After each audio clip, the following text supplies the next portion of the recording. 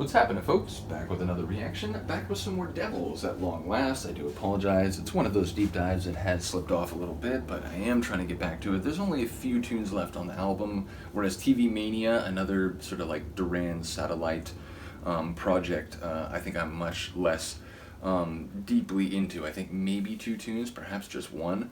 Nevertheless, we are up to the next Devils tune. We're talking Nick Rhodes, we're talking Stephen Tintin Duffy, and this is an album from 2002, though I believe a lot of the material is originally from the very early Duran days before Duffy left the group and Simon Le Bon came in. But yeah, I do believe some other tracks were actually composed anew, and I think maybe some of the tunes were given a bit sort of like an updated treatment, though I do understand that they used the material, the hardware that they would have used, back in 1980. So in any case, the next tune is world exclusive.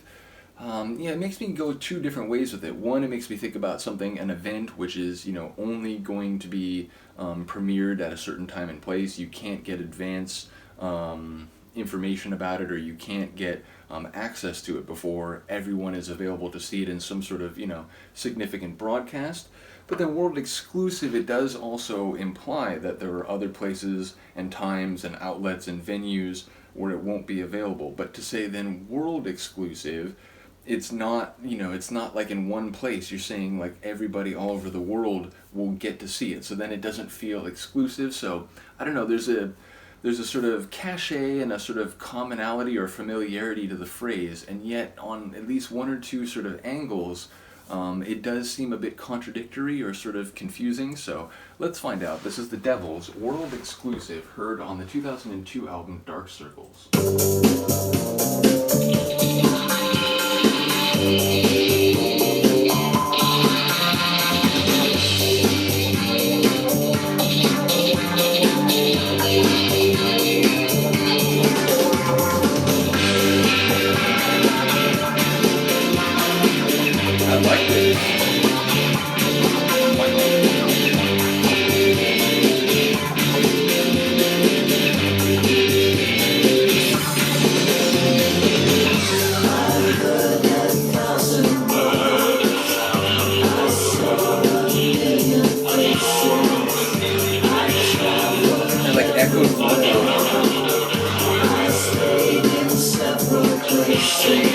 Is that both of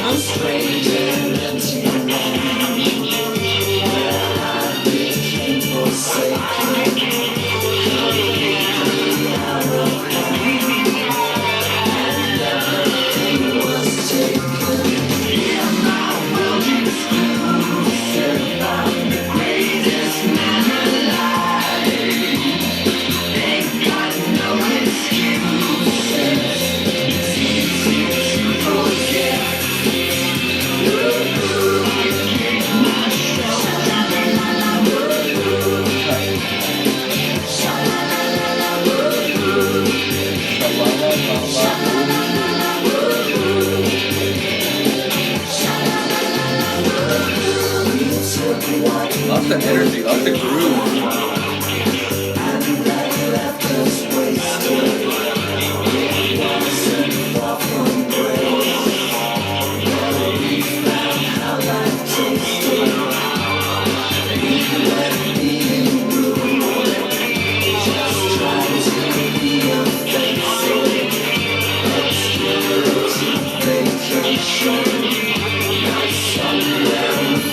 Consonant, but then that echo gives it a bit of a bit of dissonance.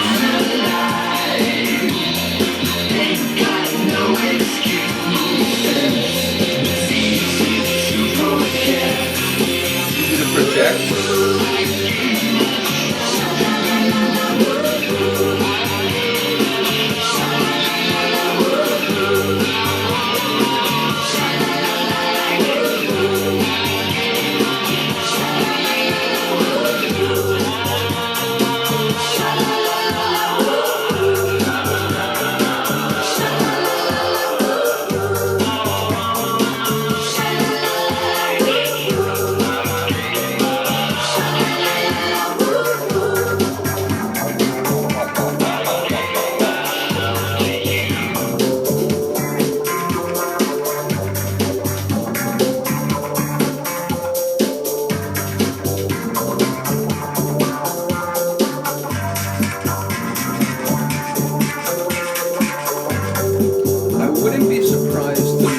this was one of the tracks they made anew for the album in the early 2000s.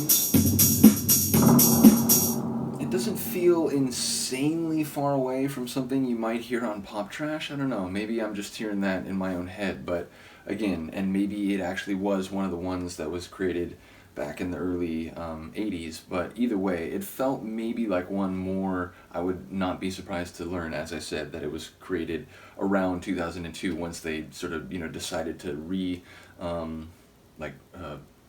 reawaken the project, bring back to life the project. Nevertheless, metaphors aside, yeah, it's a cool tune. It's got a lot of energy. It's got a groove to it. It was mostly consonant, but again, that kind of echoed, like synthetic sort of vocal gave it a bit of an edge, a bit of a like contrast, a bit of a balance. So, yeah, cool tune. It didn't feel overly long, maybe like 3.5 minutes. Yeah, just about like 3:20 something. What does it say? 3:22? No, 3:29. So yeah, just about 3.5 minutes. But yeah, it's a cool tune and one that brings us one step closer. This will actually be a deep dive, or as far as I know, once we get to the end of the album, this deep dive will be over. Again, maybe over time I may come back and do a second look. But ultimately, yeah, this will be one of the shorter deep dives because I believe there's only one album. So yeah, looking forward to more. And again, it makes me, it's like the same thing going through Arcadia, even though it's a different sound. Yeah, some of these sort of side projects, it makes you wish that there was more than just one record, although I get it, when you're in like a really popular band, it sort of puts demands on your time and sort of availability to do other side projects, at least on a sort of extended, consistent basis. In any case, let me know what you think of this one. I will see you next time. Peace.